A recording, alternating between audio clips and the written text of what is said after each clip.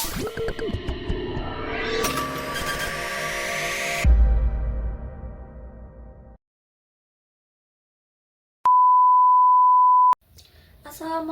warahmatullahi wabarakatuh.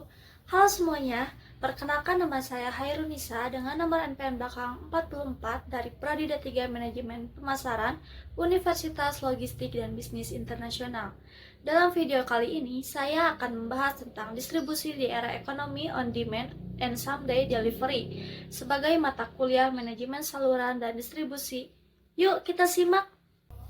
Ekonomi on demand adalah model ekonomi berbasis teknologi digital yang mempertemukan konsumen dengan penyedia barang atau jasa secara real time untuk memenuhi kebutuhan instan melalui platform aplikasi seperti GrabFood, Uber, Cleanevi, dan Halodoc. Ekonomi on demand juga memiliki karakteristik utama. Yang pertama ada fleksibilitas, yaitu penyedia jasa seperti driver atau kurir. Selanjutnya, kepuasan instan, yaitu layanan terakses kurang dari 30 menit. Teknologi insentif, yaitu bergantung pada aplikasi seperti GPS, AI, dan analitik data besar. Selanjutnya, dinamis pricing, harganya berubah berdasarkan permintaan, waktu, dan lokasi. Dan yang terakhir, umpan balik real time, rating dan ulasan langsung untuk menentukan reputasi penyedia layanan. Ekonomi on demand memiliki 3 model bisnis. Yang pertama ada model marketplace, platform berfungsi sebagai perantara antara penyedia dan pengguna, contohnya seperti Shopee Express. Yang kedua ada model agregator, mengumpulkan penyedia layanan independen di satu platform seperti GoFood dan Tokopedia. Dan yang terakhir ada model penyedia layanan langsung, perusahaan menyediakan layanan seperti secara mandiri, contohnya seperti Zalora dan Tesla mobil otonom. Ada 4 tantangan manajemen saluran on demand. Yang pertama ada logistik last mile, di mana biaya pengantaran akhir yang tinggi. Yang kedua, fluktuasi permintaan, manajemen kapasitas saat peak hours. Yang ketiga, retensi pekerja GIG, tingkat pergantian driver atau kurir yang tinggi. Dan yang terakhir, keamanan data, risiko kebocoran data pengguna dan transaksi. Selanjutnya saya akan menjelaskan transportasi model distribusi dari push-based ke pull-based. Distribusi tradisional mengandalkan sistem push-based, yaitu dari produksi massal hingga ke gudang, ke retail, dan hingga yang terakhir ke konsumen, sehingga dapat memakan waktu 3-7 hari.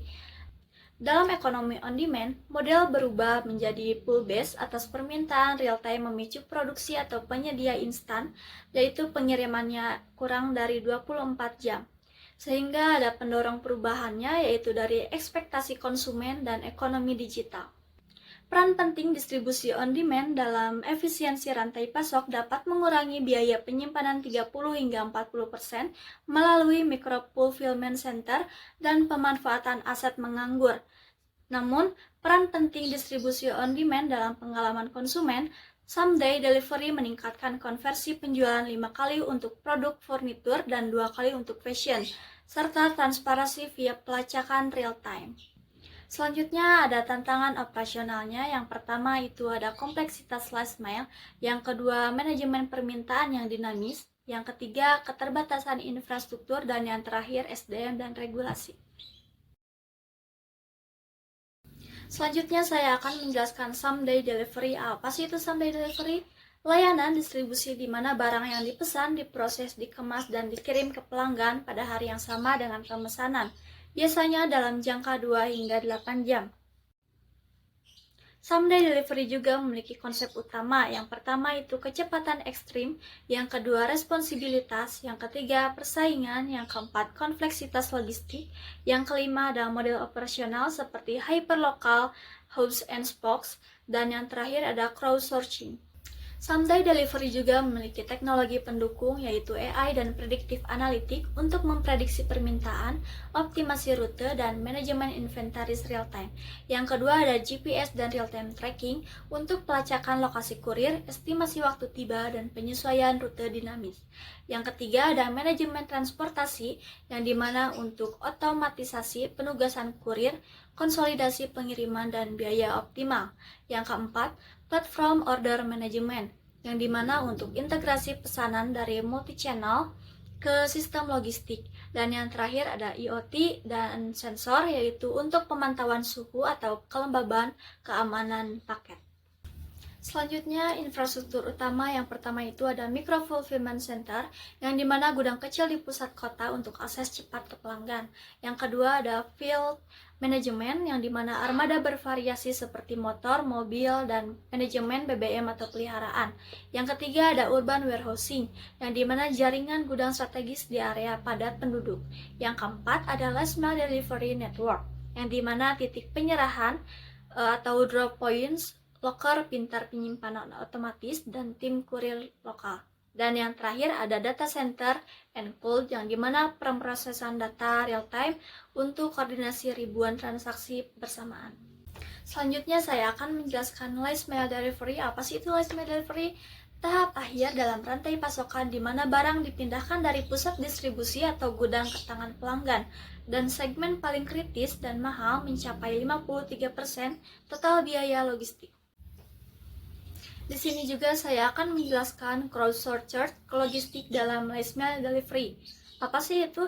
Model permintaan jaringan kurir independen pada umumnya via aplikasi untuk pengiriman last mile mengadopsi prinsip GIG ekonomi. Contohnya itu seperti Driver Gosen, Grab Express, atau Lalamove.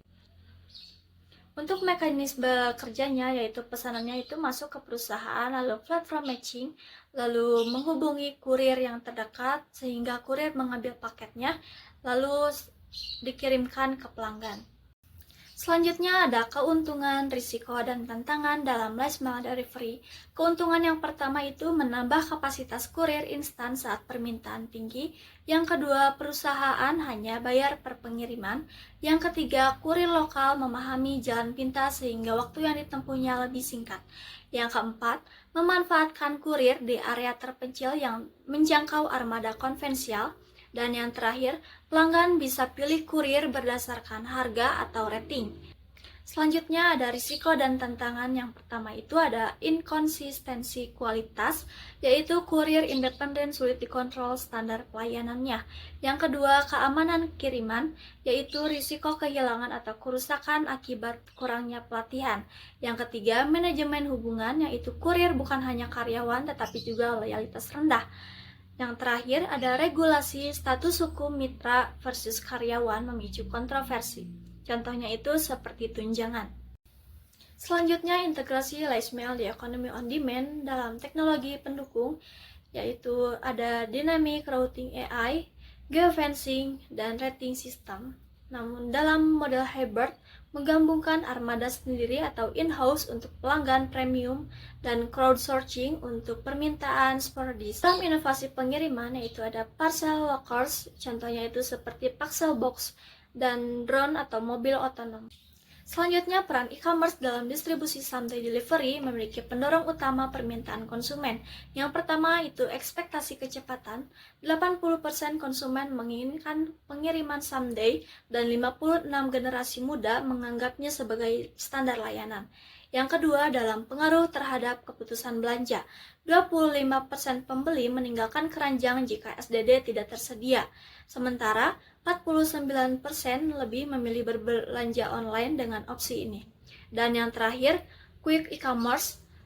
Tren pengiriman ini kurang dari 1 jam yang dipicu oleh permintaan produk segar seperti bahan makanan atau obat-obatan. Selanjutnya ada strategi platform e-commerce. Yang pertama itu kolaborasi logistik platform seperti Shopee dan Tokopedia untuk fleksibilitas last mile. Yang kedua, infrastruktur hyperlokal seperti dark store atau pusat fulfillment terdesentralisasi. Dan yang terakhir, teknologi prediktif dengan AI untuk manajemen inventaris dan prediksi permintaan. Namun, dampak daya saing pada bisnisnya dalam customer loyalty, SDD meningkatkan retensi pelanggan sebesar 30 hingga 40% karena pengalaman positif.